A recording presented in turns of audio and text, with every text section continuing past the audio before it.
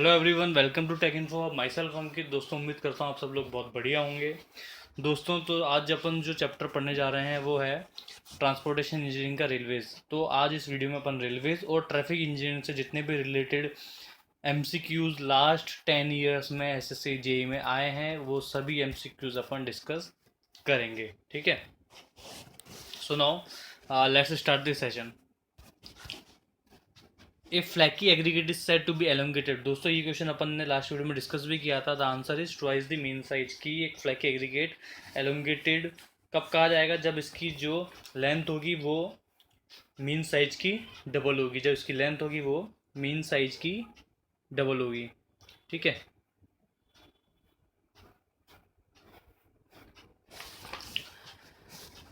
So next question is for consulting for concreting the surface of runways, roadways, road and pavement, the aggregate impact value shall not exceed by weight. It should not exceed by weight 0.3. So option number C is the right answer. Option number C is the right answer. For concreting the surface of runways, road and pavement, the aggregate impact value shall not exceed by weight is 0.3. ठीक है, so option number C is the right answer.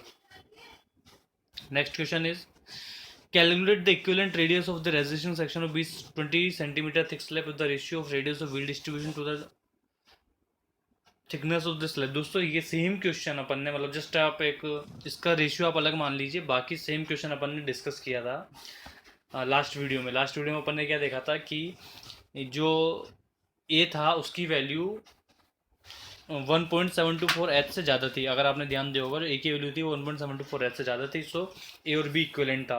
इस question को अपन सीधा solve करेंगे। ठीक है, इसमें क्या दे रखा है दोस्तों, आपको एच इज इक्वल्स टू 20 दे रखा है और ए बाई एच की वैल्यू क्या दे रखी है 0.5। तो ए की वैल्यू क्या आ जाएगी दोस्तों 10। तो इसमें क्या है दोस्तों, उसमें क्या था कि ए की वैल्यू अगर 1.724 एच से ज़्यादा थी, पर इसमें जो ए की वैल्यू है वो 1.724 से कम है। तो अपन सीधा फॉर्मूला यूज़ करेंगे। फॉर्मूला क्या है दोस्तों, फॉर्मूला है 1.6 इंटू ए का स्क्वायर। ए की वैल्यू क्या है दोस्तों 10 का स्क्वायर माइनस 0.675 इंटू एच की वैल्यू क्या है दोस्तों 20।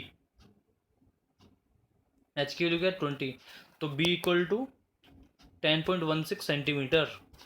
बी की वैल्यू क्या है दोस्तों 10.16 centimetre. So option number B is the right answer. ध्यान देना, लास्ट वीडियो आप देखना, लास्ट वीडियो में सेम पैटर्न का क्वेश्चन करवाया है जिसमें क्या था कि जो ए की वैल्यू आई थी वो it was greater than 1.724 h. A की वैल्यू ग्रेटर देन थी इससे, तो ये वाला फॉर्मूला नहीं लगा। लेकिन इसमें जो ए की वैल्यू है वो 1.724 एच से लेस देन है। जब भी ए की वैल्यू 1.724 एच से लेस देन होगी तो ये वाला फॉर्मूला काम में आएगा। ठीक है, तो इसमें अपन ने ये वाला फॉर्मूला काम में लिया और इसमें बी की वैल्यू क्या है दोस्तों 10.16। So option number B is the right answer. Next question, which of the following is responsible for the corrosion of concrete sewer. दोस्तों, ये वैसे मैं आपको एनवायरनमेंट में बताऊंगा, पर अभी के लिए आप इसको इस तरीके से याद कर लीजिए कि सेप्टिक कंडीशन। सेप्टिक कंडीशन जो होती है that is responsible for the corrosion of concrete sewers. ठीक है, तो option number D is the right answer. Right, next question is कि which of the following test is used for the bitumen. मतलब bitumen के लिए इनमें से कौन सा टेस्ट किया जाता है दोस्तों, स्लम टेस्ट। देखो ध्यान देना, जो स्लम टेस्ट होता, sorry penetration test, answer is penetration test. दोस्तों, जो स्लम टेस्ट होता है वो कंक्रीट के लिए किया जाता है, अपन ने देखा था। एब्रेशन टेस्ट जो होता है वो एग्रीगेट के लिए किया जाता है, अपन ने लास्ट वीडियो में डिस्कस किया था। फाइनेस्ट टेस्ट आपका सीमेंट वगैरह के लिए भी किया जाता है। तो जो विटामिन के लिए जो टेस्ट होता है वो कौन सा टेस्ट होता है दोस्तों, पेनिट्रेशन टेस्ट। ये अपन ने कॉन्क्रीट टेक्नोलॉजी में पढ़ा है। ये एब्रेशन टेस्ट अपन ने लास्ट वीडियो में डिस्कस किया था कि जो एब्रेशन टेस्ट होता है आपका लॉस एंजल्स टेस्ट होता है वो एग्रीगेट के लिए यूज होता है। फाइनेस्ट टेस्ट अपन ने पढ़ा था बीएमसी में। तो फाइनेस्ट टेस्ट किस चीज़ के लिए किया जाता है, that is done for the cement. So option number C is the right answer. Next is the compressive strength of thermocol ranges between. जो कंप्रेसिव स्ट्रेंथ होती है थर्मोकोल की वो किसके बीच में होती है दोस्तों 11.7 से 14.4। ध्यान देना 11.7 से 14.4। और इसकी जो यूनिट होती है वो क्या होती है कंप्रेसिव स्ट्रेंथ की, it is newton per mm square. So option number C is the right answer. Next question है आपका, the type of aggregates not suitable for high strength concrete and for pavements subjected to tension. ध्यान देना, aggregate जो कि not suitable है high strength concrete के लिए और पेमेंट्स के लिए, सब्जेक्टेड टू टेंशन दोस्तों, वो कौन सा एग्रीगेट है? Rounded aggregates. Rounded aggregates are not subjected to और not suitable for high strength concrete और for pavement, subjected to tension. क्यों? क्योंकि जो राउंडेड एग्रीगेट होता है इनका जो एरिया होता है वो कम होता है। Rounded aggregate having laser surface area, it is more workable but strength is less. Workability होती है पर स्ट्रेंथ इसमें लेस होती है, क्योंकि बिकॉज ऑफ लेस एरिया, क्योंकि इसमें बॉन्डिंग के लिए जो एरिया चाहिए होता है वो कम होता है, इसीलिए जो राउंडेड एग्रीगेट है वो सुटेबल नहीं होते हाई स्ट्रेंथ कंक्रीट के लिए और पेमेंट के लिए। ध्यान देना, राउंडेड एग्रीगेट का जो एरिया होता है वो कम होता है, that's why these are not suitable for high strength of concrete and for the payment subjected to the tension. ठीक है, तो option number A is the right answer, right. So next question is दोस्तों ध्यान देना कि minimum depth of blast question for a broad gauge wooden sleeper of size 275 by 225 into 13 centimetre with 75 centimetre sleeper spacing is. ठीक है, इसने पूछा minimum depth of question. ठीक है, एक फॉर्मूला होता है दोस्तों मिनिमम डेप्थ ऑफ क्वेश्चन का कि d minimum is equals to s minus डब्ल्यू बाई टू। ठीक है, एस माइनस डब्ल्यू बाई टू क्या होता है? मिनिमम डेप्थ ऑफ क्वेश्चन होती है। ये डी क्या है यहाँ पे? मिनिमम डेप्थ ऑफ क्वेश्चन है। ठीक है, यहाँ जो आपको एस दे रखी है, जो स्लीपर स्पेसिंग है वो 75 सेंटीमीटर। ठीक है, आपने 75 डाल दिया, माइनस आपका डब्ल्यू क्या है दोस्तों? It is 25 centimetre. इसका मतलब आपकी जो विड्थ होती है, जो वुडन स्लीपर जो साइज होती है आपकी, उसकी जो विड्थ है वो कितनी? 25 सेंटीमीटर डिवाइडेड बाय 20, तो 75 minus 25 is equals to 50, 50 by 2 is equals to 25। So answer is option number c, it is 25 centimetre. ध्यान देना, जो अपनी डेप्थ ऑफ ब्लास्ट क्वेश्चन होती है, minimum depth of blast cushion, that is d minimum. D minimum is equals to s minus डब्ल्यू by two. ठीक है, so option number C is the right answer, it is 25। Next question, when R is the radius of curve, D is degree of curve, length of कोड is 30 metre, तो relationship between R and D. R and D के जो relation होता है दोस्तों, ये जो formula है ये आपके आगे भी न्यूमेरिकल्स में काम आएगा, तो ध्यान देना इस वाले फॉर्मूले पे। It is r is equals to 1720 बटा डी। कई जगह ये क्वेश्चंस में आप अपने शायद सर्वे में भी शायद निकाला है, सर्वे में भी अपन ने इसको डिस्कस किया है, आप वीडियोस देखना एक बार। तो सर्वे में भी मैंने आपको बताया था कि आर की वैल्यू क्या होती है, दैट इज 1720 बटा डी, 1720 अपॉन डी। ठीक है, डी क्या हो गया आपका, जहाँ पर डिग्री ऑफ कर्व हो गया 2 है 30 मीटर आर्क। ठीक है, जहाँ पर लेंथ ऑफ कोड दे रखे 30 मीटर, और आप आर क्या हो गया आपका, रेडियस ऑफ कर्व हो गया। नेक्स्ट क्वेश्चन दोस्तों, magnitude of super elevation provided in Indian railways on a broad gauge in centimetre. जो आपका मैग्नीट्यूड होता है सुपर एलिवेशन का और ब्रॉड गेज में जो दिया जाता है, that is 1.315 v square upon r, 1.315 v square upon r. दोस्तों आपने देखा होगा, लास्ट जो वीडियो देखे होंगे ट्रांसपोर्टेशन इंजीनियरिंग की बात कर रहा हूँ, तो उसमें अपन ने कुछ एक जगह फॉर्मूला लगाया था, ई इज इक्वल्स टू, जो सुपर एलिवेशन दिया जाता है इंडियन रेलवे में वो होता है e is equals to g v square upon 127 r, जहाँ जी आपकी हो गई क्या, विड्थ ऑफ ट्रैक हो गई, वी आपका स्पीड ऑफ ट्रेन हो गया इन के एम पी एच, ध्यान देना, आर आपका रेडियस ऑफ कर्व हो गया। ठीक है, बात कर रही है ब्रॉड गेज की। ब्रॉड गेज में जी की वैल्यू क्या आ जाएगी, 1.67 मीटर, तो 167.6 सेंटीमीटर आ जाएगा। ठीक है, क्योंकि सेंटीमीटर में पूछ रहा है इसलिए इसको सेंटीमीटर में कन्वर्ट किया, ध्यान देना। तो ए की वैल्यू क्या आ जाएगी, 167.6 इंटू वी स्क्वायर, वी को यू क्यों रख लो, डिवाइडेड बाय 127 आर। जब आप इसको सॉल्व करेंगे it will be 1.315 v square upon r. देखो इसी फॉर्मूले से आप ध्यान देना, इसी फॉर्मूले से जो जी वी स्क्वायर अपॉन 127 आर है, उसी फॉर्मूले से आप मीटर गेज की भी निकाल सकते हैं, नैरो गेज की भी निकाल सकते हैं, ध्यान देना। ठीक है, मीटर गेज की निकालने के लिए आप जी की वैल्यू क्या रख देंगे, 1 मीटर। ठीक है, और नैरो गेज की निकालने के लिए आप 0.762, जो कि ब्रॉड गेज की, इसकी नैरो गेज की जो विड्थ होती है वो आप रख देंगे। तो इस एक ही फॉर्मूले से आप जितनी भी चीज़ें वो सब निकाल सकते हैं। ठीक है, पर आपको फॉर्मूला याद रहना चाहिए, जी वी स्क्वायर अपॉन 127 आर। आप इसको सोल्व करेंगे तो 1.315 आएगा, जो कि मैंने आपको सीधा बताया। Option number A is the right answer. Next question दोस्तों कि due to slipping of wheels the rail forms, due to slipping of the wheels the rail forms crushed head. Option number A is the right answer. दोस्तों crushed heads क्या है कि crushed heads are those which have either sagged or flatten, ठीक है। Beside the defect of manufacture crushed head के होते हैं, it is sleeping of the wheels. Number first क्या है आपका, sleeping of wheels. Number two है आपका कि फ्लैट स्पॉट्स हो जाते हैं व्हील्स पर। तो जो flat spot on wheels which are develop due to skidding of wheels, जब व्हील्स स्किड करते हैं तो फ्लैट स्पॉट्स क्रिएट हो जाते हैं, उसकी वजह से भी आपका हेड्स क्रश हो जाता है, ठीक है, क्रश हेड हो जाता है। और weak support at the rail ends, और जो रेल एंड्स पर जो आपका वीक सपोर्ट रहता है, ठीक है, weak support at the rail ends, weak support at the rail ends, so इसकी वजह से भी जो क्रश हेड हो जाता है, ठीक है। एक और होता है दोस्तों, एक स्प्लिट हेड भी होता है, एक आपका हॉरिजॉन्टल फीचर्स भी होता है। तो जो बेसिकली जो स्प्लिट हेड होता है, in this cracks occur in the middle of the head, ठीक है। स्प्लिट हेड में क्या होता है कि जो क्रैक्स होता है आपका मिडिल में अकर होता है, हॉरिजॉन्टल में क्या होता है आपका रेल हेड पे अकर होता है, ठीक है। तो क्वेश्चन में आपसे पूछा गया था क्रैश हेड वो किस वजह से होता है, due to slipping of wheels.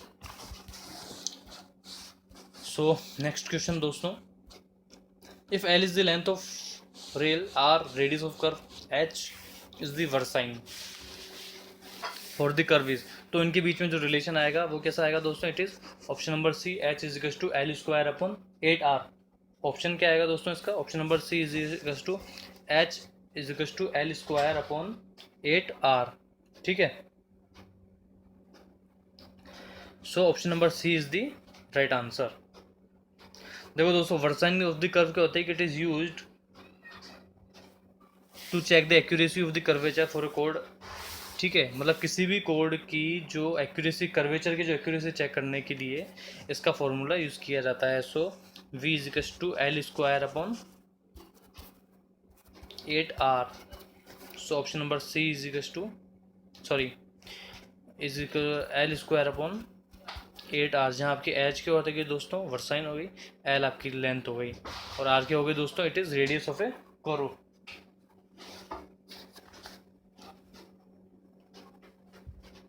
ठीक है।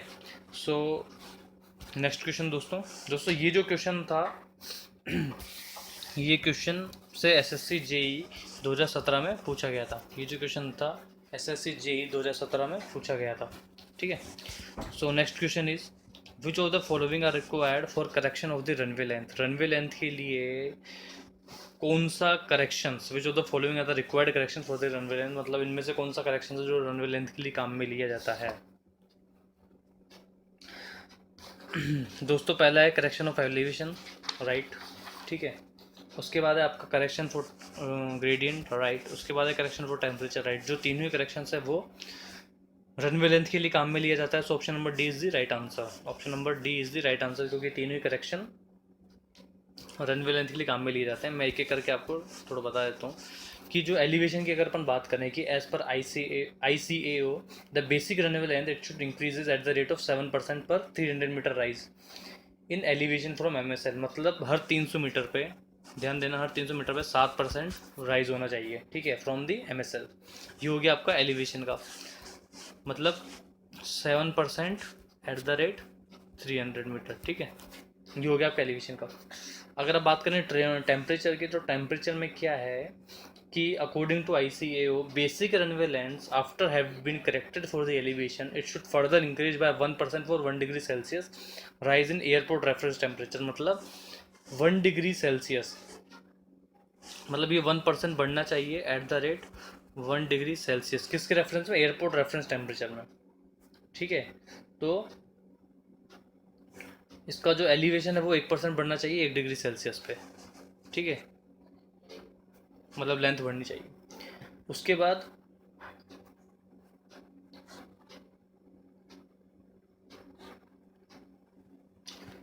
ठीक है, उसके बाद अपन ग्रेडियंट की बात करते हैं कि FAA recommend the correction, that means after corrected temperature, और जब आपका एलिवेशन हो गया और टेम्परेचर करेक्शन हो गया उसके बाद आपका ग्रेडियंट जो एप्लीकेशन है, जो ग्रेडियंट करेक्शन है वो एप्लीकेबल होता है। उसके बाद basic runway length it should increase by rate of 20% for every 1% in the effective gradient. ध्यान देना, देखो 20% eight the rate 1 1% in the effective gradient. देखो लेंथ बढ़ेगी, देखो लेंथ के लिए 7% लेंथ बढ़ेगी जब 300 मीटर एलिवेशन में चेंज हो रहा है फ्रॉम द एमएसएल। टेम्परेचर बढ़ेगा, टेम्परेचर के कारण जो लेंथ बढ़ेगी वो 1% लेंथ बढ़ेगी जब 1 डिग्री सेल्सियस बढ़ रहा है temperature in reference to the airport temperature. और ग्रेडियंट में 20% लेंथ का इंक्रीमेंट होगा जब 1% इफेक्टिव ग्रेडियंट में इंक्रीज हो रहा है। ठीक है, बेसिक रनवे लेंथ भी हर 1% पे, अगर आपका जो ग्रेडियंट है वो हर 1% पे बढ़ रहा है तो आपका जो लेंथ है वो भी 20% इंक्रीज होगी। तो ये तीनों ही फैक्टर इंपॉर्टेंट, इसलिए अपन ने आंसर में क्या किया, option number D is the right answer. Next question दोस्तों कि what does the gauge of A railway line define. Railway line की जो गेज है वो क्या डिफाइन करती है दोस्तों, it is a distance between two parallel rails of A track. क्या होती है, distance between two parallel rails of A track. जैसे ये रेलवे ट्रैक है तो उसके बीच की जो डिस्टेंस होती है वो क्या होती है दोस्तों, गेज होती है। जो अपन डिस्कस करते हैं, आपका ब्रॉड गेज हो गया, नैरो गेज हो गया, मीटर गेज हो गया, आपका लाइट गेज हो गया। ठीक है, so option number B is the right answer. और जो दोस्तों ये जो क्वेश्चन आपसे एसएससी जेई 2017 में पूछा गया था। ठीक है, वैसे भी दोस्तों आपको पता है कि यहाँ जो भी क्वेश्चंस आपको करवाए जा रहे हैं वो वही सारे क्वेश्चंस हैं जो लास्ट 10 ईयर्स में एसएससी जेई में आ चुके हैं। ठीक है, तो ये जो भी वीडियोस हैं इस चैनल पे, इस सीरीज़ के जितने भी क्वेश्चंस, जितने भी सब्जेक्ट के टॉपिक वाइज एमसीक्यूज करवाए जा रहे हैं वो सभी क्वेश्चंस किसी ना किसी एग्जाम्स के लिए, अब किसी भी एग्जाम के लिए तैयारी कर रहा हूँ, उन सभी क्वेश्चंस, उन सभी एग्जाम्स के लिए इंपॉर्टेंट है। ठीक है, so next question is if n is the length of a rail in meters, n length of rail in meters आ गई, number of sleepers per rail length generally varies from। ठीक है, अगर n length of rail है metres में तो उस rail पे number of sleepers per rail length generally it varies from, it varies from n+3 to n+6। Option number C is the right answer. मतलब अगर 1 मीटर की लेंथ है तो उस पर स्लीपर अराउंड 1+3, मतलब 1 अगर है तो 1+3 to 1+6 मतलब 4 to 7 स्लीपर्स हो सकते हैं। ठीक है, तो ये वेरीज करती है, मतलब बेसिकली नंबर ऑफ स्लीपर्स हो गए। ये क्या हो गए, नंबर ऑफ स्लीपर्स, जो कि क्वेश्चन पूछा गया। तो उसका आंसर क्या हुआ, it is n+3 to n+6।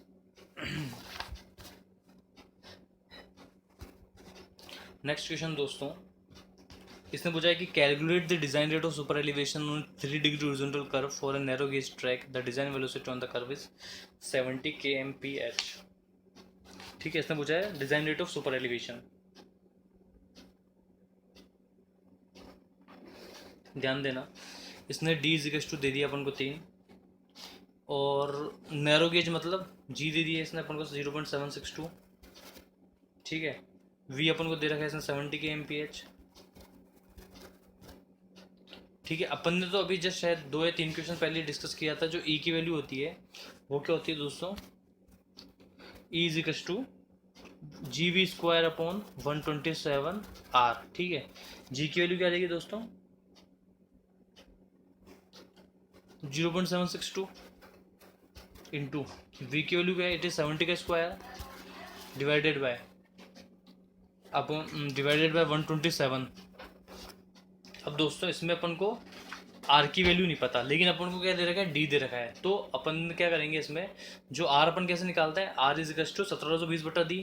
तो 1720 डिवाइडेड बाई डी की वैल्यू क्या है 203।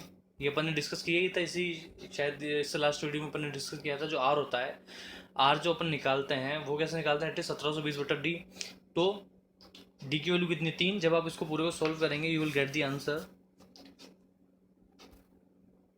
You will get the answer is equal to 0.051 metre में। तो option number A is the right answer. ठीक है, so option number A is the right answer.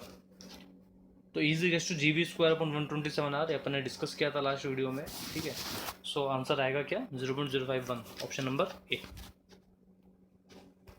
Next question दोस्तों, what will be the cant deficiency, centimetre में पूछा है, if maximum safe speed on a 5 degree curve of a broad gauge track is 110 km/h and average speed of a train is 85 km/h। ठीक है दोस्तों, ये question थोड़ा सा लेंदी हो सकता है पर बहुत ज़्यादा लेंदी भी नहीं है, अपन इजीली इसको निकाल लेंगे। ठीक है, थोड़ा सा इसने कुछ चीज़ें ऐड कर दी है। देखो इसने कहा है कि मैक्सिमम सेफ स्पीड वो है 110, एवरेज स्पीड इसने अपन को दे दी 85 kmph। इसने एक नाम लिया है ब्रॉड गेज का, ठीक है, ब्रॉड गेज इसने नाम ले लिया, इसका मतलब जी की वैल्यू तो क्या हो जाएगी 1750 mm, ठीक है। उसके बाद अपन आर निकाल लेंगे, आर कैसे निकालेंगे 1720 बटा डी की वैल्यू क्या है 205, तो आर की वैल्यू क्या आ जाएगी 350। सबसे पहले अपन को जी और आर तो इमीडिएटली निकाल देना है, जो भी गेज दे रखी है उससे जी आ जाएगा और आर के साथ आ जाएगा डिग्री अपन को दे रखी है, ठीक है। एक्चुअल जो कैंट होता है अपन ने अभी जस्ट इससे लास्ट क्वेश्चन में निकाला था, ई इज टू क्या था जी वी स्क्वायर अपन 127 आर, जी की वैल्यू क्या है 1750 इंटू वी की वैल्यू अपन अभी एवरेज की बात करते हैं, तो एवरेज में इसकी स्पीड क्या है 85 का square divided by 127 into R की वैल्यू क्या है दोस्तों 350। तो अभी जो ई आएगा वो आएगा 284 mm में, ध्यान देना अभी जो ई आ रहा है वो आएगा 284 mm, ठीक है। ये तो हो गया अपना एक्चुअल जो कैंट होगा जो कि एवरेज स्पीड है। अब ये बोल रहा है मैक्सिमम कितनी है 110, ठीक है। तो मैक्सिमम को अपन क्या दे देंगे थ्योरेटिकल, तो ई टी एच लिख देते हैं उसको। थ्योरेटिकल के लिए वही जी की वैल्यू तो क्या रहेगी सेम रहेगी 1750 डिवाइडेड बाय, बस स्पीड चेंज हुई है, तो 85 की जगह इट विल बी 110 का square divided by 127 into R की वैल्यू क्या है दोस्तों 350, इट विल बी 476 mm, ठीक है। तो ध्यान देना जो ई एवरेज आया आपका या ई एक्चुअल मान लो, ई एक्चुअल तो आया है आपका 284 mm और ई थ्योरेटिकल आया है आपका 476 mm। अब ये तो क्वेश्चन ही ये पूछ रहा है कि what will be the cant efficiency if maximum safe speed on a 5 degree curve of broad gauge track is 110 kilometre और एवरेज स्पीड है इतनी। अगर मैक्सिमम स्पीड रहती है तो कैंट डेफिशिएंसी मतलब कितनी कमी पड़ रही है, कितनी अपन को ज़्यादा देना पड़ेगा एवरेज से अगर वो मैक्सिमम में कन्वर्ट होती है तो it will B 476 minus 284, it will be around 192 mm। 192 mm around कितना हो गया आपका 19 सेंटीमीटर, क्योंकि सेंटीमीटर में पूछा है इसलिए अपन ने इसको सेंटीमीटर में कन्वर्ट किया। 19 सेंटीमीटर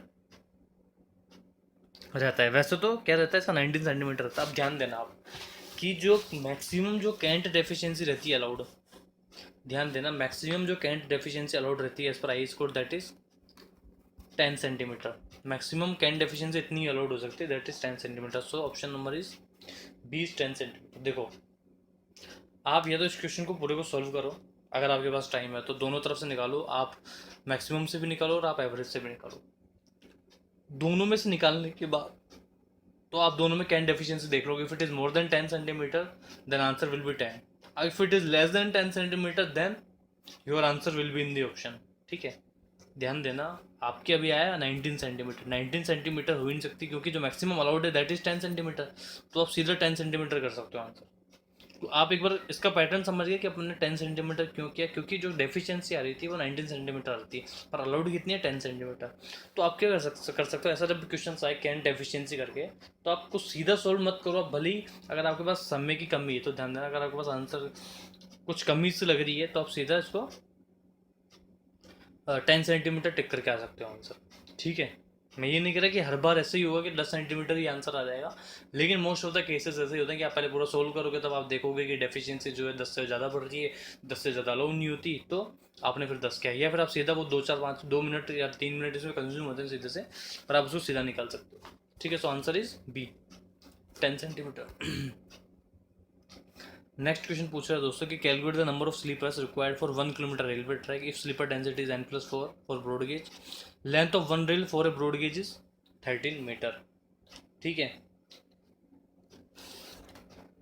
इजी है दोस्तों, स्लीपर डेंसिटी दे रखी है अपन को n+4, ठीक है। n की वैल्यू क्या दे रखी है 13 मीटर, तो स्लीपर क्या हो जाएंगे 13 + 4 = 17 मीटर। भाई देखो जो स्लीपर डेंसिटी है वो दे रखी है इसने n+4, खुद नहीं देती है अपन को, अपन ने क्या देखा था n+3 to n+6 होती है, इसने n+4 देती है। n की वैल्यू इसने दे रखी है 13, तो नंबर ऑफ स्लीपर क्या हो जाएंगे आपके 13 + 4 = 17। अब 1 किलोमीटर के लिए ये पूछ रहा है, ध्यान देना अभी ये कितने के लिए पूछ रहा है, देखो 13 मीटर के लिए जो स्लीपर के वो 13 मीटर के लिए जो नंबर ऑफ स्लीपर्स आएंगे वो 17 आएंगे, तो 1 मीटर के लिए कितने आएंगे 17/13। तो 1000 मीटर के लिए कितने आएंगे 1000 मीटर क्यों किया क्योंकि उसने 1 किलोमीटर पूछा है 17/13 इंटू 1000। तो जब आप इसको सॉल्व करेंगे 17/13 into 1000 it will be equal to 1307.69 it will be 1308। So option number C is the right answer. बहुत इजी क्वेश्चन है। n+4 दे रखा है 13 है तो 13 और 4 17। तो 1 मीटर के लिए 17/13 तो 1000 के लिए 17/13 इंटू 1000। ठीक है 4.12। ठीक है option number C is the right answer. Next question दोस्तों, which of the following is the correct order for increasing width of the railway gauge. ये बोल रहा है इंक्रीजिंग विड्थ मतलब जो सबसे छोटी जिसकी गेज की विड्थ है वो सबसे पहले आएगी और जिसकी सबसे ज़्यादा विड्थ है वो सबसे बाद में आएगी। ठीक है ध्यान देना। सबसे पहले अपन बात करते हैं ब्रॉड गेज की। देखो ब्रॉड गेज की जो विड्थ होती है वो होती है 1.676 मीटर। उसके बाद अपन बात करते हैं मीटर गेज की, उसकी जो विड्थ होती है दैट इज़ 1 मीटर। उसके बाद अपन बात करते हैं दोस्तों नैरो गेज की। नैरो गेज की जो विड्थ होती है दैट इज़ 0.762 मीटर। उसके बाद अपन बात करते हैं लाइट गेज की। लाइट गेज की जो विड्थ होती है वो होती है 0.610 मीटर। मतलब NW light gauge sorry L, इसके बाद आपका narrow gauge LN, light narrow metre और ब्रॉड। तो L हो गया आपका LNMB, LNMB है। ठीक है LNMB लाइट से स्टार्ट हो रहा है, light narrow metre broad. Option number C is the right answer. ठीक है आपको बहुत ज़्यादा लफड़ों में पढ़ना ही नहीं है, आपको पता है ब्रॉड गेज सबसे बड़ा होता है दैट इज़ 1.676 मीटर। तो ब्रॉड गेज सबसे एंड में कहाँ आ रहा है वो देख लो आप। तो मीटर आ रहा है ये गलत है, नैरो आ रहा है ये गलत है और मीटर गेज आ रहा है ये गलत है। तो ऑब्वियसली आप डायरेक्ट मतलब जस्ट एक कॉमन सेंस लगा करके भी आप इसको सही कर सकते हो कि ब्रॉड गेज सबसे बड़ा होता है। तो 1.6 आपको जस्ट अगर विड्थ नहीं भी पता, आपको ये पता है कि ब्रॉड गेज सबसे बड़ा होता है तो ब्रॉड गेज सबसे एंड में आना चाहिए। तो ब्रॉड गेज ना इसमें एंड में आ रहा है, ना इसमें एंड में आ रहा है, ना इसमें एंड में आ रहा है। So option number C is the right answer. ये एक तरीका होता है दोस्तों कि आप जितना ज़्यादा टाइम इसी क्वेश्चन से बचाओगे उतना ही उसका जो बचा हुआ टाइम है वो आपको आगे के जो क्वेश्चंस जो थोड़े बहुत टफ है, कंपैरेटिवली टफ है, उसमें आपको टाइम मिल जाएगा। ठीक है तो आप ये प्रेजेंस ऑफ माइंड आपको रखनी पड़ेगी। ठीक है next question is the widening of gauge is provided if degree of the curve is. Widening of gauge is provided if degree of curve is more then 9/2। या ऑप्शन में आपको बोल सकता है कि 4/4 4 से 1/2 डिग्री। ठीक है ध्यान देना ऑप्शन में आपको दोनों तरीके से बोल सकते हैं 4 से 1/2 भी और मोर देन 9/2 डिग्री ऑल्सो। ठीक है so option number C is the right answer.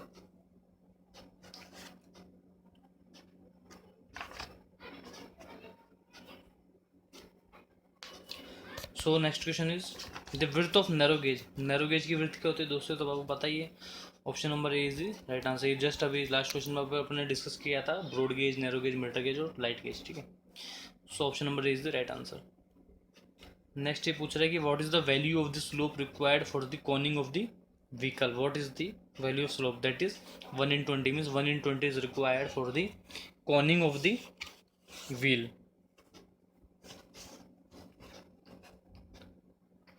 दोस्तों ये क्या है मतलब बेसिकली कि the surface of wheels are made in cone shape at an inclination of 1/20। और ये अपन क्यों करते हैं, इसका पर्पस क्या होता है कि to keep the train in its central position of rails. मतलब जो रेल की जो पोजीशन है, ठीक है, जो ट्रेन है इसको एक रेल्स की सेंटर पोजीशन में रहे। ध्यान देना जो ट्रेन है वो रेल्स की सेंट्रल पोजीशन पर है इसलिए किया जाता है। और दूसरा कि to allow the wheels to move different distances on a curved track, कि to allow the wheels to move different distances on curve track and thereby reduce wear and tear. जिससे कि इसका वियर एंड टियर देखो simple से समझ लो। पहला तो central position रहे, किया क्यों जाता है सेंट्रल पोजीशन। दूसरा वियर एंड टियर को कम कर सके, वियर एंड टियर को लेसर वियर एंड टियर हो। ठीक है इसलिए ये कोनिंग की जाती है कि इसमें क्या होता है जो सरफेस ऑफ व्हील्स है, कोनिंग में क्या होता है दोस्तों जो सरफेस ऑफ व्हील्स है, व्हील्स की जो सरफेस होती है that are made in the cone shape at an inclination of 1/20। So option number C is the right answer. Next question is दोस्तों the longitudinal movement of rail। the longitudinal movement of rail is creep of rail, that is known as creep of rail। तो basically जो creep of rail होता है that is the longitudinal movement of rail with respect to sleepers in a track, with respect to sleepers in a track। ठीक है, so option number C is the right answer. ये जो question था दोस्तों ये SSC JEE 2019 में पूछा गया था। ठीक है, नेक्स्ट। सो दोस्तों उम्मीद है आप सबको ये वीडियो पसंद आया होगा। अगर आप सबको ये वीडियो पसंद आया तो आप प्लीज़ कमेंट करें। अगर आपको कुछ कमी आई है तो भी आप प्लीज़ इसमें कमेंट करें, जिससे कि हम उस चीज़ को इम्प्रूव कर सकें और आपको चीज़ें हम और आसान तरीके से और अच्छा कंटेंट हम आपको दे सकें। आप इस वीडियो को प्लीज़ ज़्यादा से ज़्यादा शेयर करें, आप चैनल को सब्सक्राइब करें, वीडियोस को लाइक करें। और अगर आपको इन सब वीडियोस की अगर आपको पीडीएफ चाहिए तो इसका डिस्क्रिप्शन बॉक्स में एक लिंक दिया होगा टेलीग्राम का, आप उस चैनल को ज्वाइन करें। वहाँ सब आपको जितने भी चैनल अपने सब्जेक्ट्स हुए हैं और टॉपिक वाइज सब्जेक्ट वाइज आपको वहाँ पीडीएफ मिल जाएगी। So thank you so much for watching this video.